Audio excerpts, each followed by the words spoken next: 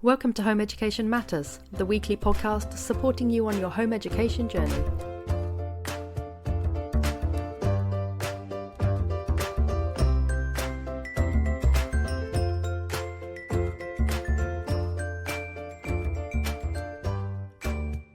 Hello and welcome to another episode of Home Education Matters, our journey into home education with Ash. And Ash, I know we're a little bit late actually getting this out this month because I know you've had a lot of sickness in the house. So has April been a challenging month for you? April has been a challenging month. Well, we had a really good start to April, and then we had, the last couple of weeks have slowed down a lot, which we're not used to because I think last year and the years before when Ismael was at school, he was always picking things up from school, and he tends to get quite sick with things, so he'd have time off school and all those sorts of things. And we've been really lucky because we've not had the exposure to all the normal bugs and stuff that normally goes around. So we've actually had quite a good a long stint of not having any illnesses. So this has really thrown him and thrown the whole family with this one. But we're like I was saying, we're on the mend now, so all good. But yeah, it's taken up. So last week we weren't doing very much learning at all. We were just like in bed, temperatures, taking things at his own pace. But yeah, he was using the time that I guess he did have doing learning without realizing he was learning, which is he's really good at now researching things and finding interest in things. So he was still learning, but not formal learning. And yeah, but the beginning of the year, we had a really strong start. So it was really nice at the beginning of the month where he was kind of really in a good routine, following his the curriculum that I use air quotes for that of what I set. So he was really good at doing that, and then also kind of bouncing his own interests off of what we were learning and doing his own research and things like that. So we're in a good place. We were in a good place. So is it do you think just the sickness that's knocked you a bit off track? Do you feel that without that you were making, because the last time we spoke, you really had a sort of momentum going to your home education journey? Yeah, and I think that continued. I think we had a bit of a break for over the Easter holidays. We took a bit of a break, and then we went straight back into it, which is often a bit of a struggle when we've had some time off to then get back into the normal routine that we set. But he was really good with it, and he's really enjoying it. And I think this has been a bit of a setback. It'll be interesting to see. So today will be our first official day of learning again after the break. And to be fair, he started the day quite well, but we'll see if that continues because normally we get pushed back at that point. But I mean, I think things are changing. I think I'm very aware that he's got a place at the secondary school that we applied for. At the moment, he still thinks he's going, he still wants to go. However, he has started talking about how he's nervous about it now, which is probably good because then we can start working around that and how to prepare him best for it. And he's had something that they call transition days through, which is where I'm sure lots of parents are familiar with this, where year 6 children usually, or even children starting secondary school in the following academic year, go in for a few days just to meet the teachers and basically, it's like a trial run for what's to come. So he knows that he's got that coming up at the beginning of July. So we'll see how that works out. But yeah, we know we've got that in the mix as well. Does he know anyone else who's going to the transition day? Does he know any other children who are doing it?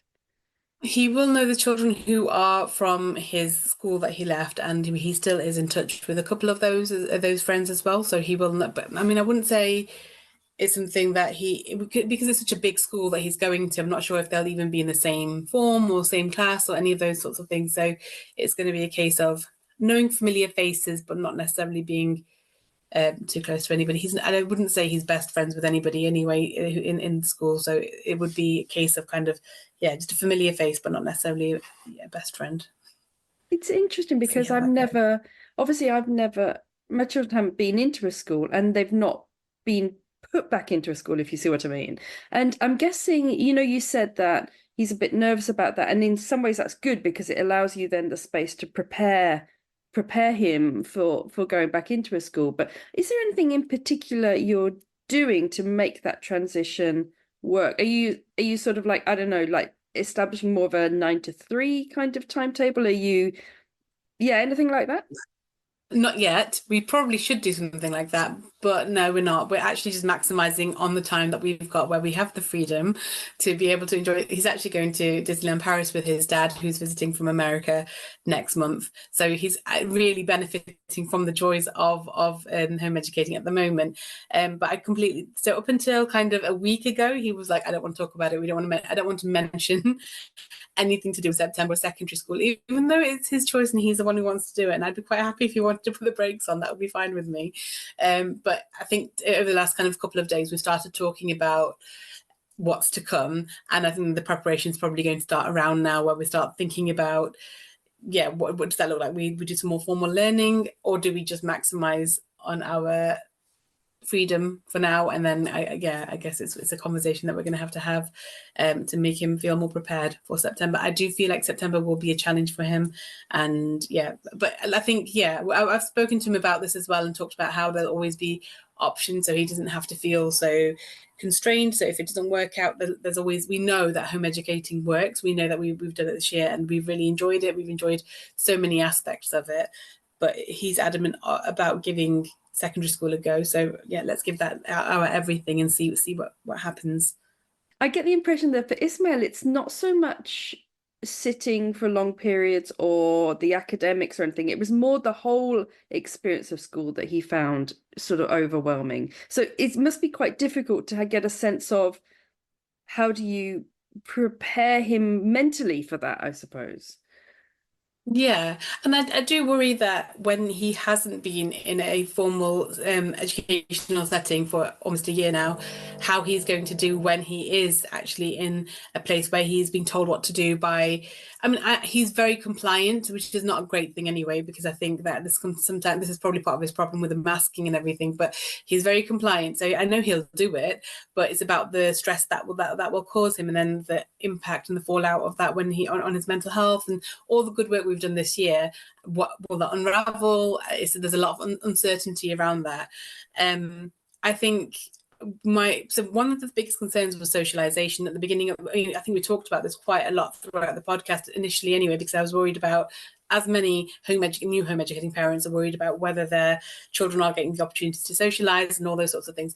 When I've seen him in situations where he has had to socialize with his peers or adults, whoever, I really have felt like he has taken it to it like a duck to water. He's really good at it. So that board game club that we do, which we've continued to do, we had to cancel on Friday because of our illness, but other than that, we do it regularly. He's really good at just getting in there, playing with the kid, playing appropriately with kids his age, and being able to kind of have those conversations and have fun and laugh and not feel kind of stressed, the things that you want for your children when they're in a social setting. So that all that worry that I was doing over those months, I feel like it was for nothing, because actually he's fine in that setting. So I think it's a case of how it will be in a school setting where there's much more children. We get about 15 people in our board game club, but when he's in a class of 30, what will that look like? Or when he's with a lot of, I think transition's hard enough for children who have regularly been at school to go from primary into secondary.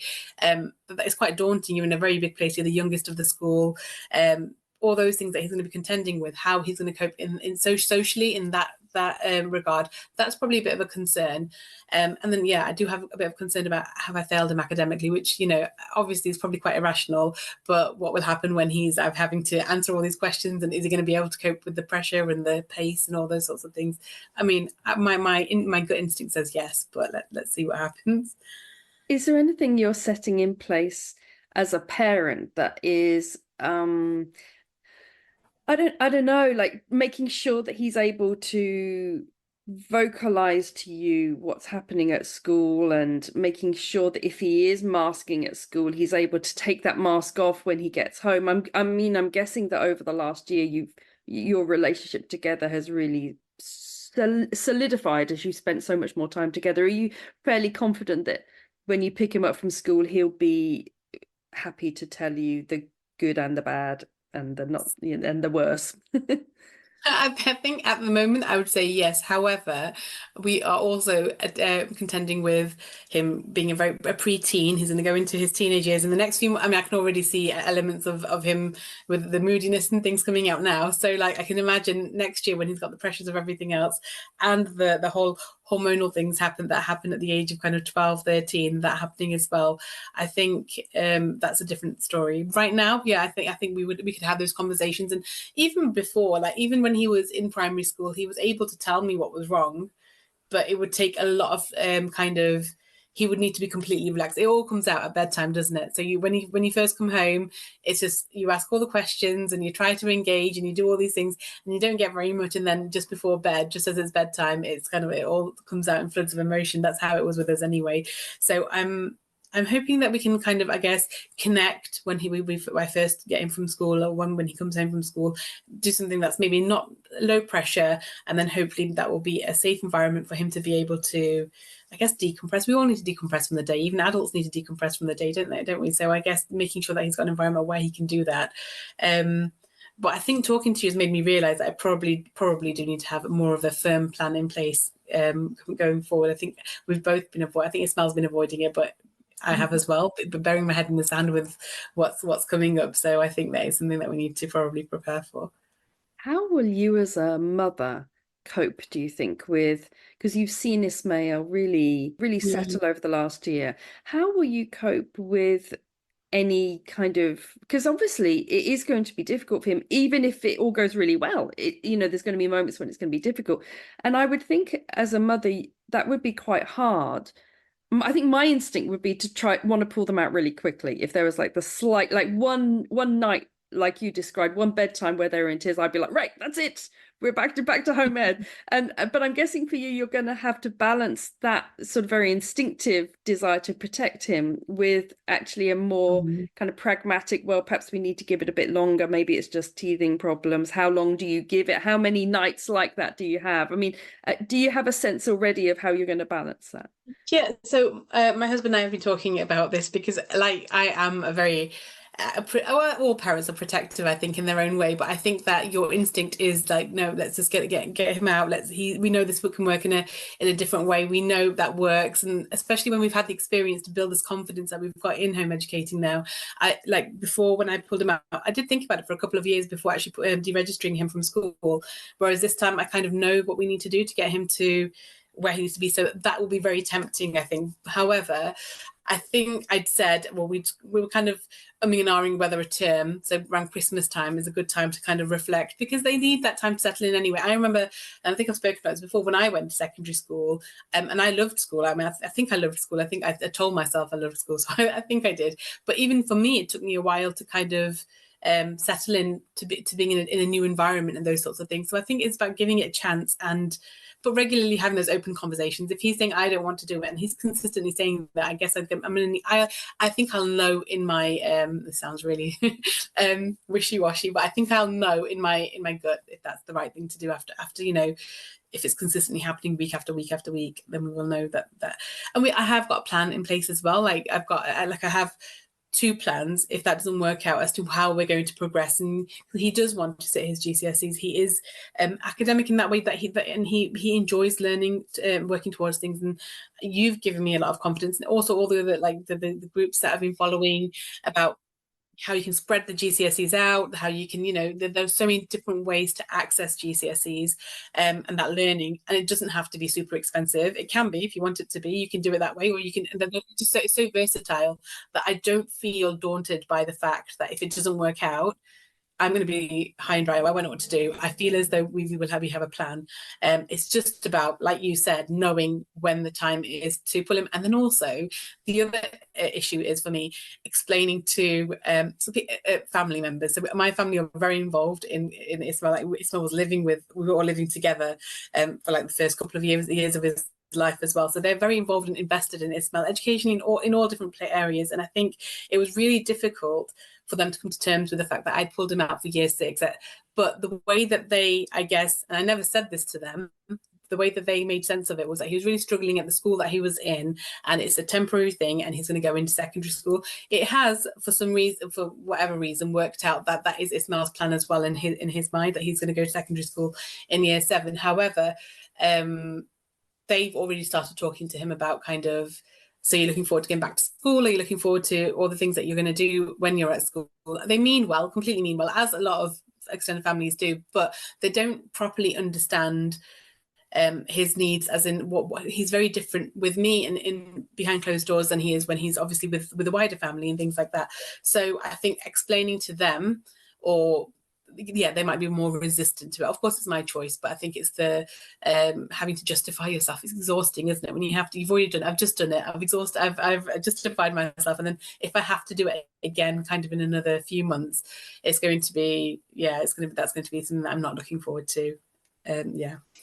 Yeah, I know what you mean. There's always that time when, and that's the exact approach I took, was to sort of emphasize that it was temporary, and then temporary just became this constant temporary that never became anything else. And and after a while they just stopped asking. But I'm guessing that because it's been temporary and then you're putting him back in, and then if you take him back out, it's gonna be a whole new cycle of having to justify your Yeah. decision, yeah, which is exhausting in advance. But I mean, the positive is that they've seen him flourish over the last year, so you have that to kind of point to say, well, you know, he loved it and he's chosen it again, as have I. So you've got that to say. And I mean, Yeah, of course. I wanted to ask you about your board game club, because 15 people coming to your board game club, that is a major win. Like that's It's fabulous. growing. It grows every week, every 2 weeks. It grows. So, yeah, it's going really well. I think people are bringing their own games if they want to. We've obviously all got the games that I've already purchased, and we reuse those as well. So, but people are, bringing other people with them. It's a really nice place. It's a really chilled out like time for this. There's no pressure. There's lots of tables set up. You can go wherever you want. You can play on your own if you want to, or you can play with an adult, or because there's lots of adults that are coming and engaging as well. So it's actually going really, really well. I think Ismail tends to, because it tends to be there's about I think 3 or 4 that are actually Ismail's age, and the rest tend to be a bit younger, kind of 7, 8, that kind of age, and then even younger than that. So he does stick to the same people, but I think that's purely because of age.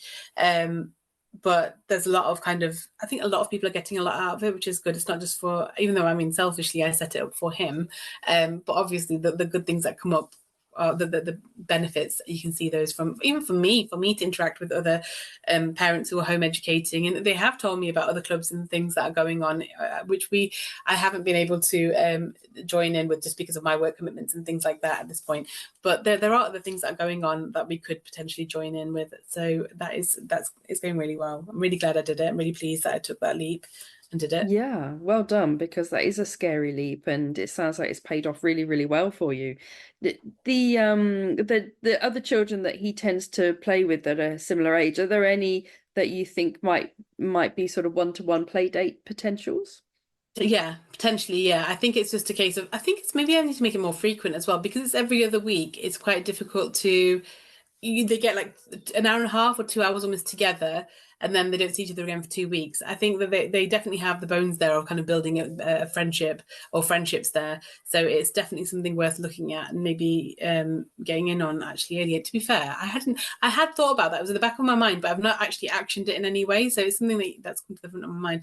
I certainly can look into that. But yeah, I think you'd have a great time with them outside of that board game now. In fact, while I'm tidying up the board games, so it's in a community centre. While I'm tidying things up, there's a park, like a playground just outside, and a lot of the kids often go out and play with their parents while I'm packing away. I get a bit of help from the parents packing them away, and he always asks to go and play with them. So I think that shows me that he'd be really comfortable seeing them outside of that setting as well, just not just the board game, free play outside, which is something that I thought might be harder to do. You know, you don't know somebody. Free play is sometimes a difficult one to do, but I think he's built a relationship enough to want to go and play. He's always like, you always need to go early, because I do actually normally have to be back to pick up the other one, like things like that, and he'd rather go out and play with the kids for a bit longer but he has a good half an hour with them after the board game club. But yeah, it's never enough. Yeah, So that is a good point. We could definitely that do something.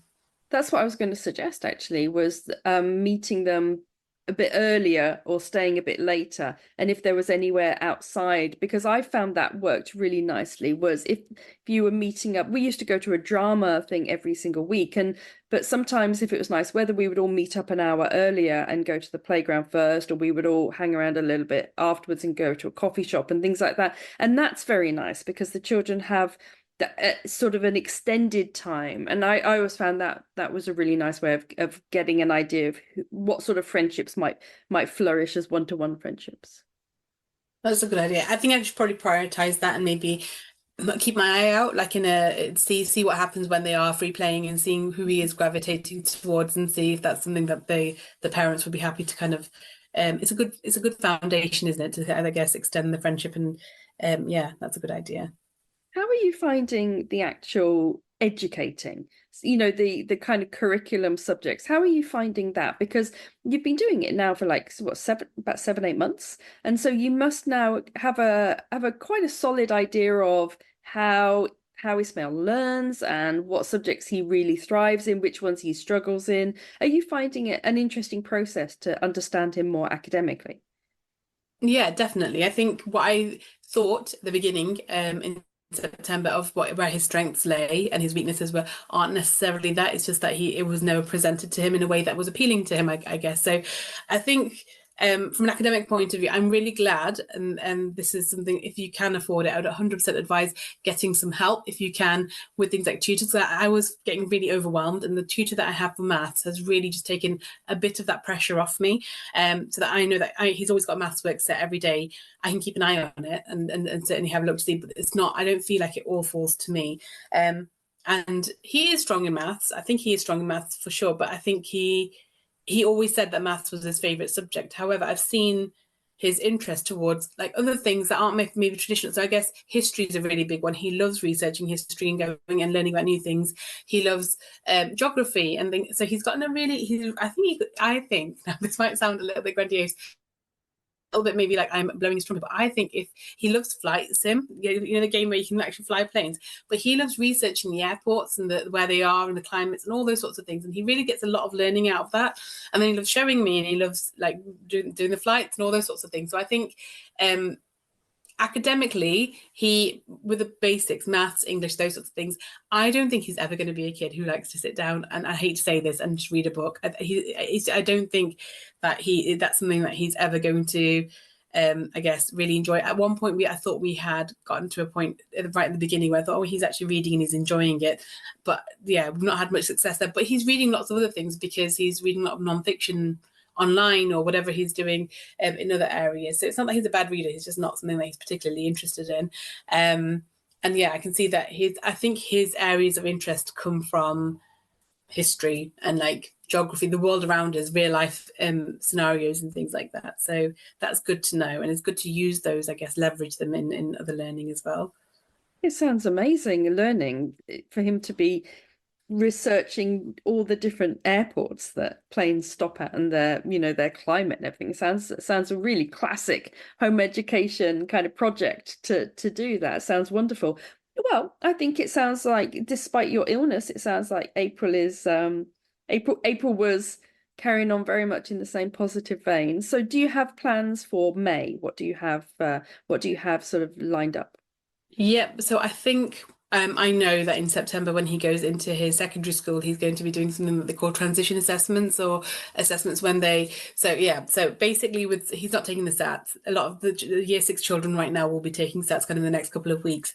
He won't be doing that. And I'm not. I've never been a big let's do SATs. However, I do think that he needs to be prepared for the kind of questions that he's going to be tested on when he goes into secondary school. We've got plenty of time. We've got the whole term to focus on it. We can take it at our own pace. So I'm just going to change the way we do things a little bit by including kind of half an hour of exam questions, or the style of questions that he will be getting when he is in secondary school in September. So maybe inputting that into our routine a little bit, but at the same time letting him continue to run with the things that he's really enjoying, because I wouldn't want to. I mean, he does that without even realizing he's learning. He thinks he learns for like 3 hours of the day, but he doesn't. He does a lot more than that, but he doesn't even realize he's doing it. So letting him continue with his passions, I think, is really important. But at the same time, helping him get a bit more prepared for September. Yeah, that sounds a lovely plan for May, and hopefully if the weather's good, some of these lessons can be done outside, which is also one of the joys of home education. Yeah, absolutely. Yeah, looking forward to that. Well, thank you so much for joining me again today for our podcast, and I will see you, Ash, for our May retrospective. Yes. Thank you so much for having me. Bye. Bye. Thank you so much for joining us for today's Home Education Matters podcast. See you at the next one. Have a lovely day.